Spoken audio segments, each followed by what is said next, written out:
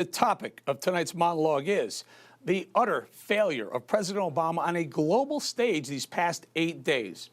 Leading from behind took on a whole new meaning the past 8 days. President Biden was a last-place failure on a global stage. The Biden Failure Palooza World Tour kicked off in England, where the president left his aviators on while he spent quality time with Queen Elizabeth. Now, that's not a huge mistake, but one that was noticed by the British people as highly, highly disrespectful. Mind you, not as disrespectful as when a clueless President Obama visited the Queen and delivered a loud toast while the British national anthem was playing. I guess President Obama had no idea what he was doing. He wasn't supposed to speak over the national anthem. But he's not totally to blame. You see, national anthems mean something and flags mean something to other countries. In America, it's become a trigger for the liberal left. But back to Biden's failures in England, far worse than trying to be cool and inadvertently disrespecting the Queen, Biden committed a well-known foreign policy failure. You never, ever talk about the private conversations with British royalty, ever. She wanted to know what the two leaders that I'm about to meet with, Mr. Putin, and she wanted to know about about Xi Jinping. I don't think she'd be insulted, but my mother. She reminded me of my mother in terms of the look of her and just the generosity. Now, wait a minute. Didn't Jill Biden say her husband studied all week and was over-prepared? Well, she did. What was he using as study material? Keeping up with the Kardashians? Anyway, with an embarrassing couple of days in England behind him, President Biden boarded Air Force One for Brussels, Belgium. NATO leaders gathered there to discuss all the important issues affecting our most important European allies. Unfortunately, the group was more focused on climate change and other rather inane issues rather than the real threats to our shared freedoms like China viruses and Russian hacking. Here, Boris Johnson suggests post-COVID, we should come back with a more feminine world, whatever that means. We're building back better together and building back greener and building back fairer and building back more equal and, how shall I, more, in a more gender neutral and perhaps a more feminine way.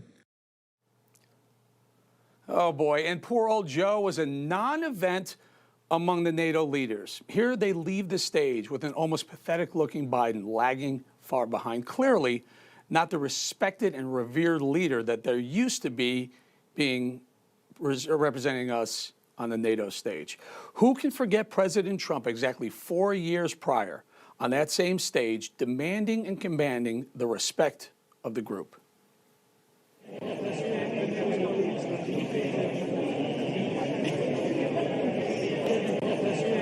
After all, if they aren't going to give you the respect America deserves, I prefer a president who demands it, not accepts the back-of-the-line treatment. But then again, Biden is a different cat. Then came Russia. They went to Geneva, Switzerland. Geneva was supposed to be neutral ground, but it was far from neutral when Joe Biden sat down with Vladimir Putin. The body language tells the story even before the bilateral meeting began.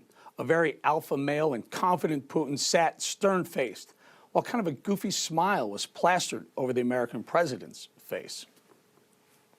It doesn't take a rocket science to see which one was the lion and which one was the lamb about to be devoured. And devoured he was. Putin owned President Biden. He pushed back on everything that President Biden asked for. And that's exactly what he did.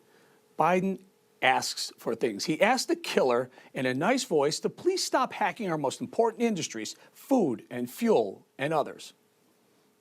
I talked about the proposition that certain critical infrastructure should be off limits to attack, period, by cyber or any other means. I gave them a list. If I'm not mistaken, I don't have it in front of me, 16 specific entities, 16 defined as critical infrastructure under U.S. policy, from the energy sector to our water systems. Biden asked Putin to stay away from 16 infrastructure areas. What the hell was that all about, 16? How about cut the crap, Kremlin? or we're going to take you down. You know, I watched the sheepish American president who pleaded with a killer former KGB officer to please stop eating our lunch. Now, that didn't work well with high school bullies. What made Biden think it would work with a ruthless Russian mobster? To sum up President Biden's first foray into foreign policy, one would have to conclude: in England, fail; in Belgium, failed; in Geneva, Switzerland, failed.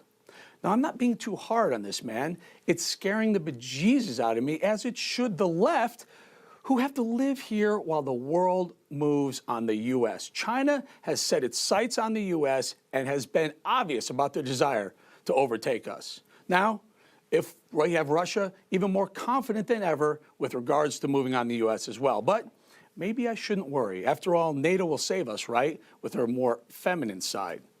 Putin and Xi are laughing all the way to the bank.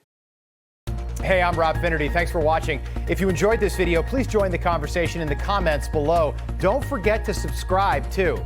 Hit the bell icon to be alerted to breaking news. And remember, there's a whole lot more on Newsmax TV, America's fastest growing cable news network. Newsmax TV, we're real news for real people.